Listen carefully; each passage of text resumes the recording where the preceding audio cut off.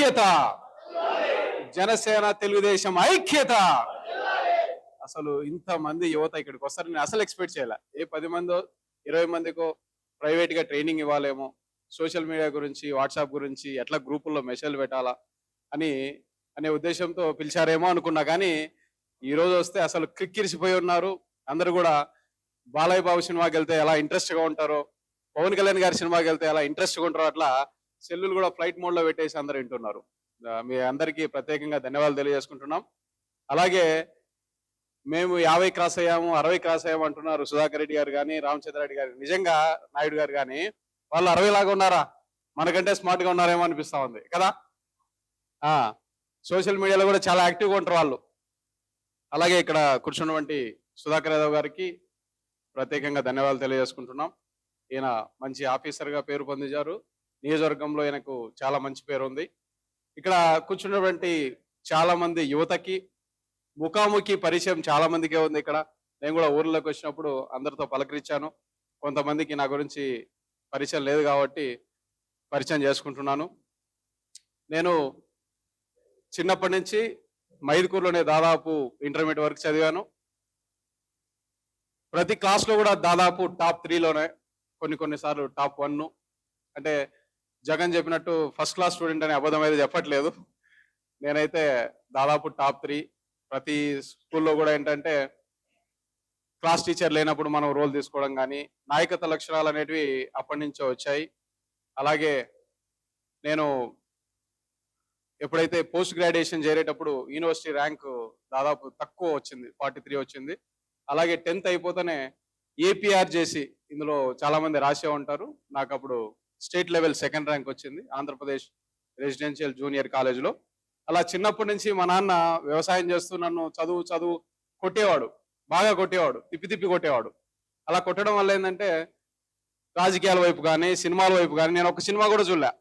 అంతా post graduation తర్వాతే. పవన్ కళ్యాణ్ గారి ఫస్ట్ షో చూడాలన్నా కూడా నేను పోస్ట్ గ్రాడ్యుయేషన్ తర్వాతే అవకాశం వచ్చిందనమాట. అలా జర్నీ చేస్తూ ఉండగా నేను లెక్చర్ కావడము, స్కూళ్ళలో టీచర్ కావడము, తద్వారా కొంతమందికి ఏంటంటే సాఫ్ట్వేర్ ఇంజనీర్ అయ్యాను. ఎందుకంటే ఈ లెక్చరర్ అనేది బాగా ఇబ్బందిగా ఉంది. అందరినీ ఈ బయట పాలిటిక్స్ కంటే మనకి కాలేజీలో ఉన్న 45 మంది లెక్చర్ల మధ్య చాలా రాజకీయం ఉంటుంది. ఆ రాజకీయాన్ని తట్టుకోలేక నేను హైదరాబాద్ వెళ్ళి సాఫ్ట్వేర్ ఇంజనీర్ 2-3 నెలల్లో జాబ్ తెచ్చుకున్నాను. జాబ్ తెచ్చుకున్న తర్వాత నా చుట్టుపక్కల ఉన్న వాళ్ళందరూ ఇబ్బంది పడుతూ ఉంటే వాళ్ళందరికీ కూర్చోబెట్టి అందరూ వీడియో గేమ్లు ఆడుకుంటూ, ఇస్పిటాకులు ఆడుకుంటూ ఎంజాయ్ చేసుకుంటే రూమ్లో, నేను మాత్రం పక్కన వాళ్ళకి ట్రైనింగ్ ఇచ్చి జాబులు వేయించాను. అలా వేస్తూ వచ్చిన జాబ్స్ ఈరోజు దాని యొక్క కౌంటు 4400 మంది సాఫ్ట్వేర్ ఇంజనీర్లను తయారు చేయగలం. ఇప్పుడు కూడా చేస్తూనే ఉన్నాం. అయితే అలా పబ్లిక్ కి దగ్గర వాళ్ళనే ఉద్దేశంతో ఒక పక్క జాబ్స్ వేపిస్తూ, ఇంకో పక్క పల్లెల్లోకి వెళ్ళి కొన్ని ఊర్లలో వీధి లైట్లు లేవు, మేమే తలాయిని తీసుకోవడమో లేదా నేనే పెట్టుకోవడమో కొన్ని ఊర్లలో వీధి లైట్లు వేసాం, కొన్ని ఊర్లలో రోడ్లు వేసాం. ఇలా సోషల్ సర్వీస్కి దగ్గర అవుతూ అనూహ్యంగా నాకు తెలియకుండానే ఈ రాజకీయంలోకి లాగబడ్డాను యాక్చువల్గా చెప్పాలంటే. కానీ ఈరోజు నిజంగా చెప్పాలంటే ఇది చాలా ఆనందంగా ఉంది. చాలా మంది అంటారు రాజకీయం రొచ్చు, రాజకీయం రొంపి, ఒకసారి దాంట్లోకి వెళ్తే కన్నా మళ్ళీ బయటికి రాలేరు అని. కానీ అది కావాలి. ఎందుకంటే ప్రతి రంగం, వాణిజ్య రంగం కానీ, తర్వాత పరిశ్రమలు కానీ, మన ఉద్యోగాలు కానీ, ఎవ్రీథింగ్ ప్రతిదీ పాలిటిక్స్తోనే ముడిపడి ఉంది. కాబట్టి ఇంతమంది యువత అసలు లక్కీగా మీరు ఏంటంటే చిన్న వయసులోనే మీరంతా బీటెక్ చదువుతున్నారు, కొంతమంది అయిపోయింది, కొంతమంది ఉద్యోగ వేటలో ఉన్నారు.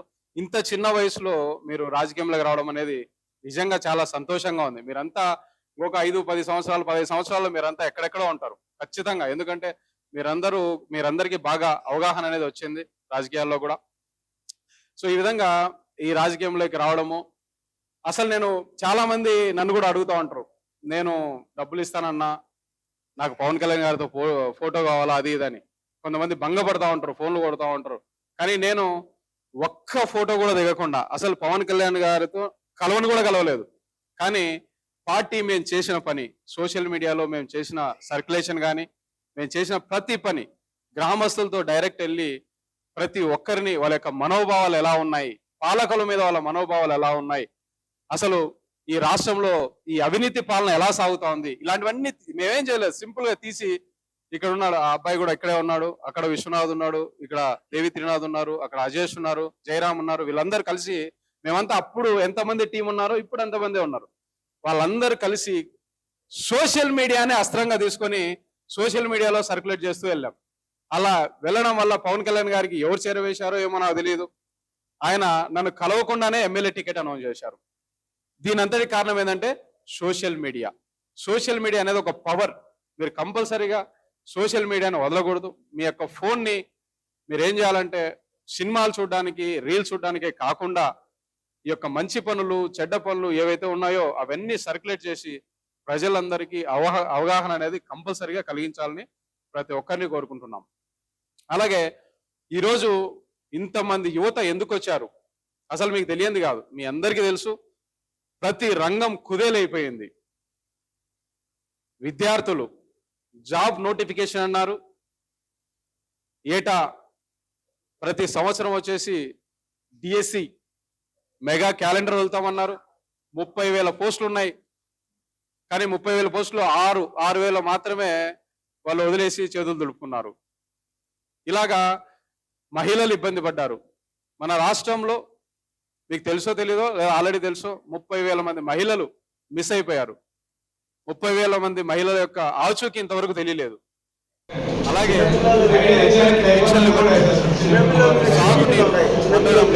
సాగునీరు, తాగునీరు, బోర్లు అన్ని సమస్యలే. ఈ విధంగా యువత ఈరోజు విసిగి వేశారిపోయి ఈరోజు ఎలాగైనా ప్రభుత్వాన్ని మార్చాలని మీలాగా ఇక్కడ ఉన్న వాళ్ళందరిలాగా దృఢ సంకల్పంతో కంపల్సరీగా ఎలాగైనా సరే ఈ వైసీపీ ప్రభుత్వాన్ని గద్దె దింపడానికి మీరంతా కంకణం కట్టుకున్నందుకు ప్రతి ఒక్కరికి పేరు పేరున ధన్యవాదాలు తెలియజేసుకుంటున్నాం. అయితే ఇక్కడ చాలా మంది యువత మీరు చేయాల్సిందల్లా ఏంటంటే వాట్సాప్ గ్రూపుల్లో ఏవైతే మెసేజ్ వస్తుంటాయో అవన్నీ, ఇప్పుడు ఫర్ ఎగ్జాంపుల్ మనది రేకలకుంట అనుకున్నాం అనుకోండి, రేకలకుంట పంచాయతీలో ఎంతమంది ఉన్నారు వాళ్ళందరినీ ఒక సోషల్ మీడియాలో ఒక వాట్సాప్ గ్రూప్లో మీరు ఏకం చేయాలి. ఏకం చేసేసి అందులో టీడీపీలో ఉండొచ్చు, వైసీపీలో ఉండొచ్చు, వేరే పార్టీ వాళ్ళు ఉండొచ్చు, మన జనసేన వాళ్ళు ఉండొచ్చు, ఎంతమంది ఉన్నా కూడా ఆర్గ్యూ చేయకండి. కానీ ఎండ్ ఆఫ్ ద డే అక్కడ ఆ సోషల్ మీడియా గ్రూపుల్లో ఖచ్చితంగా ప్రతి ఒక్క మెసేజ్ వెళ్ళాలి. ఇక్కడ నుంచి ఉమాకాంత్ గారు, ఇక్కడున్న ఆది గారు, వీళ్ళంతా రోజుకి 4 గంటలే నిద్రపోతారు. వాళ్ళు రోజుకు 4 గంటలు నిద్రపోతూ ప్రతిసారి కూడా సోషల్ మీడియాలో అనుక్షణం పనిచేస్తున్నారు. మీ అందరికీ ప్రతి మెసేజ్ చేరవేస్తున్నారు. కానీ అవి మీతోనే ఆగిపోతున్నాయి. మీరు చూస్తున్నారు, నాలెడ్జ్ పెంచుకుంటున్నారు, కానీ గ్రామాల్లో ప్రజలకు తెలియాలి. గ్రామాల్లో ప్రజలు, తటస్థ ఓటర్లు వాళ్ళందరికీ తెలియాలి అంటే ఖచ్చితంగా మీరు గ్రూప్ని క్రియేట్ చేయండి. వాట్సాప్ గ్రూప్లో ఈ యొక్క మెసేజ్లు అనేవి వెళ్ళాలి. ఒక వాట్సాపే కాదు, ఇంకా మనకి ఏమేమి అందుబాటులో ఉన్నాయి మీకు తెలియదు కాదు. ఏమేమి అందుబాటులో ఉన్నాయి ఒకసారి చెప్పండి. వాట్సాప్ కాకుండా సోషల్ మీడియాలో ఏమేమి ఉన్నాయి? Telegram, Instagram, very good. Already మీరు దూసుకెళ్ళిపోతున్నారు. కానీ ఒకే ఒక్క స్టాపర్ ఏంటంటే తటస్థ ఓటర్లకి, ప్రజలకి మనం తెలియజేయాలి. ఇప్పుడు మా వార్డు ఉంది, 19వ వార్డు, దాదాపు ఒక 350 కాంటాక్ట్స్ నాతో ఉన్నాయి. సో వాటన్నింటి ఒక గ్రూప్ లో పెట్టాము. ఏ మెసేజ్ అయినా కూడా టకాన 350 మందికి వెళ్ళిపోతాయి అనమాట. సో అలా మనము ప్రతి వార్డులు, ఇప్పుడు మైదుకులు 24 వార్డులు ఉన్నాయి, అలాగే 269 పోలింగ్ బూతులు ఉన్నాయి. వాటన్నిటికీ గ్రూప్స్ కావాలి. 87 పంచాయతీలు ఉన్నాయి. ఆ గ్రూప్లలో మీరు కూడా మీ ఇన్వాల్వ్మెంట్ కూడా కావాలి. పార్టీకి పనిచేస్తున్నాము అంటే మీ ఇన్వాల్వ్మెంట్ అనేది కంపల్సరీగా ఓట్ల రూపంలో మలుచుకోవడానికి మీ యొక్క పనితనం అనేది కావాలి. అయితే ఇక్కడ చాలా మంది యువతకి చదువుకుందామంటే సరైన వసతులు లేవు. ఫీజు రీఎంబర్స్మెంట్లు తీసేశారు. చదువుకున్న వారికి ఉద్యోగాలు లేవు. ఉద్యోగాలు లేక చాలా మంది పొట్టకుటి కోసం ఏంటంటే చిన్న చిన్న పనులు, కూలీ నాలి పనులకు కూడా వెళ్తున్నారంటే ఆశ్చర్యంగా ఉంది నిజంగానే. అలాగే కొంతమంది పక్కనున్న రాష్ట్రాలకి, హైదరాబాద్ కానీ, బెంగళూరు కానీ, అలాగే బయటకు కూడా వెళ్తున్నారు, కువైట్కి. ఇలా చాలా మంది ఉద్యోగాలు లేక వయోపరిమితి దాటిపోయి ఈ యొక్క ప్రభుత్వం మీద విసిగి వేసారిపోయి చాలా మంది ఇబ్బంది పడుతున్నారు. ఒకప్పుడు జాబ్ నోటిఫికేషన్స్ అంటే పరిగెట్టేవాళ్ళు, పోలీసులు కావచ్చు, మిలిటరీ కావచ్చు, బ్యాంకులు కావచ్చు, ఇలా. కానీ ఈరోజు అనూహ్యంగా వాలంటీర్ కూడా పోటీ పడుతున్నారు. ఎందుకు? జాబులు లేవు. వాలంటీర్ జాబ్ ఎంత శాలరీ ఎంత మీకు అందరికీ తెలియదు కాదు. ఎంత శాలరీ? 5,000 రూపాయలు కూడా మన వాళ్ళు అన్న ప్రెజర్ పెడతారేమో, వాలంటీర్ జాబ్ పోతుందేమో అని భయపడుతున్నారు. అంటే ఒక యువతని గడ్డిపోచలాగా ఈ యొక్క జగన్మోహన్ రెడ్డి తీసేశారు. కానీ ఆయనకు తెలియదు, ఈ గడ్డిపోచలే ఒకటి ఒకటి ఒకటి ఈ ఒక మోపులాగా తయారయ్యి ఆయన్ను గద్దె దింపడానికైనా సిద్ధంగా ఉంటారని ఆయనకు తెలియదు. ప్రతి ఒక్క సోషల్ మీడియాలో మనమైతే మన వంతు పాత్ర అనేది ఈ రోజు మీరు ఎలా చేశారో నాకు తెలియదు. మీ అందరినీ కంపల్సరీగా ఫేస్బుక్ లో క్యూఆర్ కోడ్, వాట్సాప్ గ్రూప్ లో క్యూఆర్ కోడ్, ఈ క్యూఆర్ కోడ్లు మన ఆది గారు, మన ఉమాకాంత్ గారు వీళ్ళందరూ మీకు పంపిస్తారు. ప్రతి ఒక్కరూ అన్ని గ్రూపుల్లో ఉండండి. మన యొక్క హవా ఏంటో మైదుకూరు ప్రజలందరికీ చూపించండి. అలాగే వైసీపీ ప్రభుత్వం గద్దె దింపడానికే ప్రతి ఒక్కరూ పనిచేయాలని పేరు పేరున కోరుకుంటున్నాం. అలాగే ఈ యొక్క వైసీపీ ప్రభుత్వం ప్రజలందరినీ ట్రాప్ చేసిందనే చెప్పొచ్చు. ప్రజలకి అసలు మభ్య పెట్టిందనే చెప్పుకోవచ్చు. ఎన్ని రకాలుగా దాదాపు రంగులు ఎక్కడ చూసినా కూడా రంగులే. ఎక్కడెక్కడ రంగులు వేశారో మీ నుంచి విందాం అనుకుంటున్నాను నేను. పొలంలో నంబర్ రాళ్ళకి రంగులు వేశారు, ఎగిరే పావురాళ్ళకి వేశారు, శ్మశానాలకు వేశారు, వాటర్ ట్యాంకులకు వేశారు, ఇంటి గోడలకు వేశారు, ఇంకా ఇంకా ఇంకా కమన్ పాస్బుక్. ఎస్, ఇది మెయిన్. అది మన తాతల ఆస్తి లేదా మన ఆస్తి. మన ఆస్తి పైన ఆయన ఫోటో ఎందుకు? ఆయన యొక్క చాలా ఇంకా ఎక్కడ చెప్పారు? ఎస్, క్యాస్ట్ సర్టిఫికెట్లలో, ఇన్కమ్ సర్టిఫికెట్లలో ఎక్కడ లేదు అసలు. ప్రతి చోట ఫోటో వేశారు ఆయన. ఆయన పాదయాత్రలో కూడా చెప్పారు ప్రతి ఇంట్లో నా ఫోటో ఉండాలి అని. ఎన్ని చోట్ల చూసినా కూడా ఫోటోలు ఉన్నాయి. లాస్ట్కి ఏమైనా చిన్నపిల్లలు వాడే డైఫర్ల మీద అయితే లేవు అనుకుంటున్నాను నేను. ఎవరైనా ఐడియా ఇచ్చారు? మీరు ఇవ్వకండి. ఐడియా ఇచ్చారని డైఫర్ల మీద కూడా వేసేస్తాడు. చిన్నపిల్లలు వాడే డైఫర్లు, చిన్నపిల్లలు తినే చిక్కీ మీద ఉన్నాయి. ఇక మిషన్ ఏమన్నా కనబెడితే ఎగ్గుల మీద కూడా ముద్రిస్తాడు ఆయన. ఎగ్గుల మీద కూడా వేశారు. సో కాబట్టి నిజంగా ఈరోజు మీతో ఇంటరాక్ట్ అవ్వడం ఇలా, స్వతహాగా నేను లెక్చరర్ యాక్చువల్లీ. ఇప్పుడు కూడా నా ట్రైనింగ్ ఇన్స్టిట్యూట్ 15 years నుంచి నేను ట్రైన్ చేస్తూనే ఉన్నా, ఒక పక్క సాఫ్ట్వేర్ ఇంజనీర్గా ఉన్నప్పటికీ కూడా. ఈరోజు మీతో నిజంగా ఇది ఒక మీటింగ్ లాగా, ఒక సభ లాగా లేదు, ఒక డిస్కషన్ లాగా ఉంది. చాలా చాలా హ్యాపీగా ఉంది. ఇంత స్పందన అయితే నేను అసలు ఎక్స్పెక్ట్ చేయలేదు.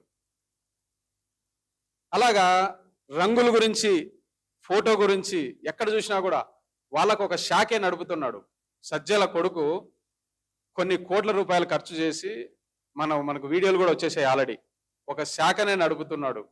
వైసీపీ వాళ్ళకి ఒక 1000 యూట్యూబ్ ఛానళ్ళు ఉన్నాయి, కొన్ని పెయిడ్ మీడియా ఉన్నాయి, పేపర్లు ఉన్నాయి. మనం ఏంటంటే వాళ్ళకు ధీటుగా మనం కంపల్సరీగా పనిచేయాలి.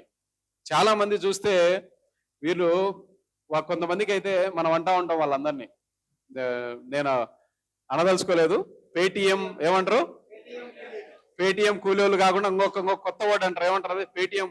నేనైతే పేటిఎం కుక్కలే అంట. ఎందుకంటే వాళ్ళు మాట్లాడే పదజాలం అలా ఉంటది. ఎవరైనా తెలుగుదేశం కానీ జనసేన వాళ్ళు కానీ ఎంత పద్ధతిగా మాట్లాడతారో, కానీ వాళ్ళు చూస్తే అన్ని బూతులే. ఎక్కడ చూసినా కూడా బూతులే మాట్లాడుతూ ఉంటారు. సో కాబట్టి వాళ్ళను కుక్కలనడంలో తప్పులేదని నా అభిప్రాయం. పేటిఎం కుక్కలనడంలో తప్పులేదు. అయితే ఇక్కడ చాలా మంది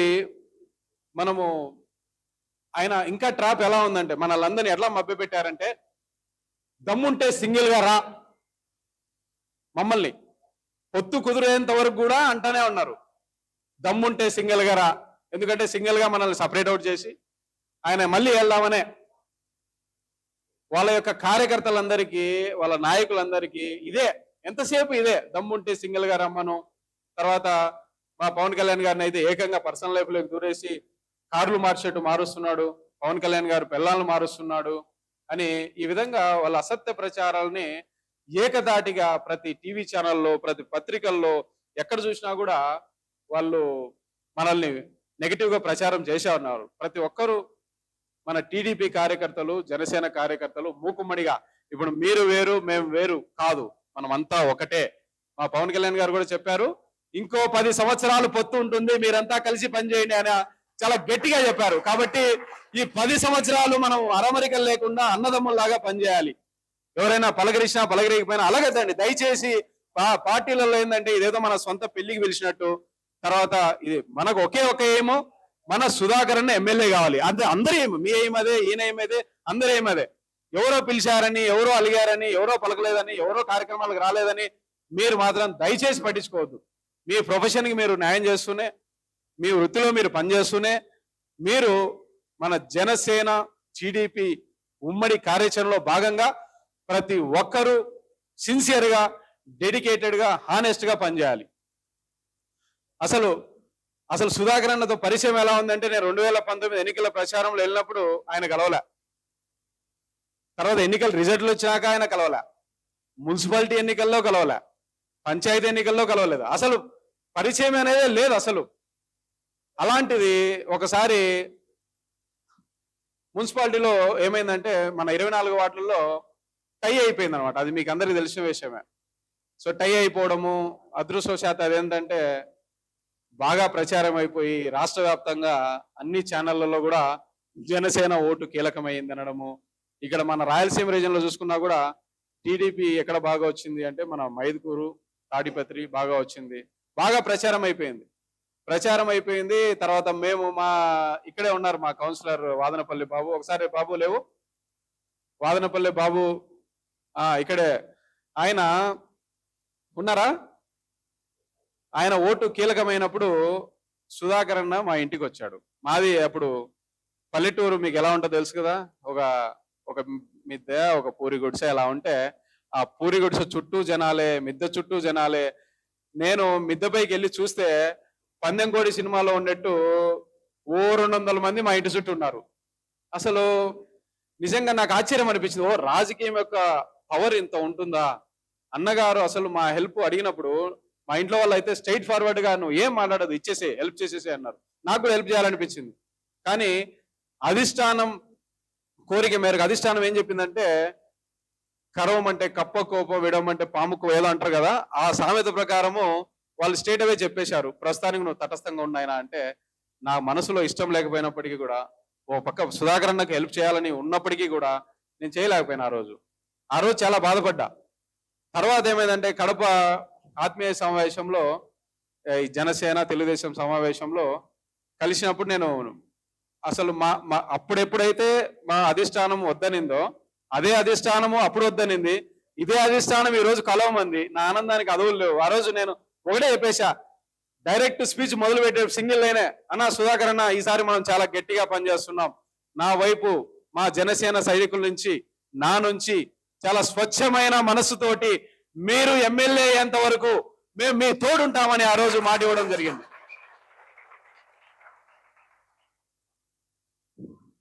అయితే ఓ యువత, మీరంతా నిజంగా ఈ రోజు నుంచి సుధాకర్ అన్న ఎమ్మెల్యే అయ్యేంత వరకు ఖచ్చితంగా మీరు చేయాలి.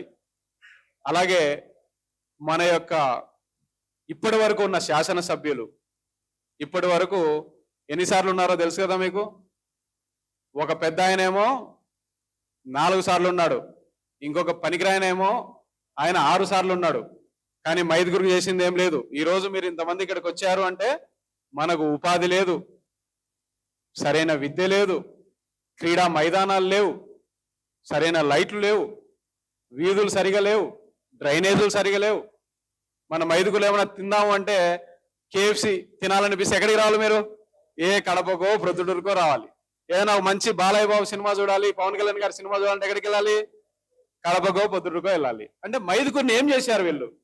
ఇంతవరకు ఏమాత్రం అనేది మార్పు లేదు. అదే కాకుండా మైదుగురిని దోచుకు తిన్నారు.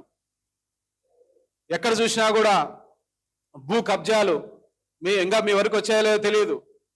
కనపడిన ప్రతి ఖాళీ స్థలాన్ని దోచేశారు, భూ కబ్జాలు చేశారు, కొండ చుట్టూ ఉన్న కొండల గుండ్లు కొరిగేశారు.